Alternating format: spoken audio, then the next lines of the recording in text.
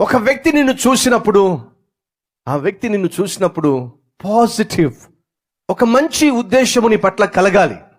సహోదరుడా, అలాగే సహోదరి, ఎప్పుడైనా ఎక్కడైనా నువ్వు షాపింగ్ మాల్కి వెళ్ళినా, నువ్వు ఆఫీస్కి వెళ్ళినా, స్కూలుకు వెళ్ళినా, ఒక ఫంక్షన్కి వెళ్ళినా, ఒక మీటింగ్కి వెళ్ళినా, ఒక ప్రార్థనా స్థలానికి వెళ్ళినా, నీ వస్త్రధారణ, నీ మాట తీరు, నీ ప్రవర్తన, నీ నడక, వేష భాష ఎదుటివానికి ఒక మంచి అభిప్రాయాన్ని కలిగించాలి.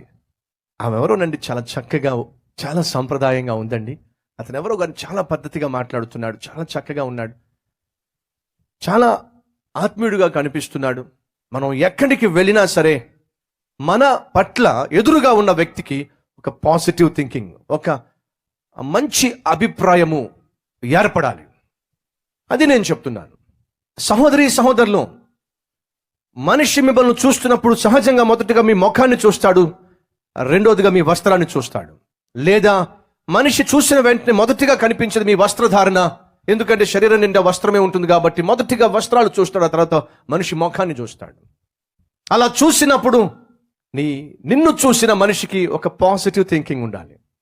కొన్ని సందర్భాల్లో మనం ప్రయాణం చేస్తున్నప్పుడు రైల్వే స్టేషన్లో వెళ్తూ ఉంటాం, ఎయిర్పోర్ట్లో ఉంటాం, బస్ స్టాండ్లో నిలబడతాం.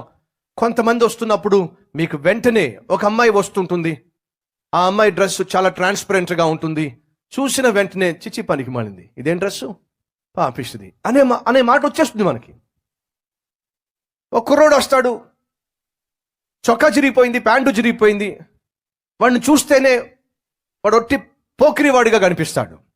వాడి డ్రెస్ తెలియచేస్తుంది, వాడి యొక్క వేష భాష తెలియచేస్తుంది, వీడెవడో కొంచెం డిఫరెంట్గా ఉన్నాడు.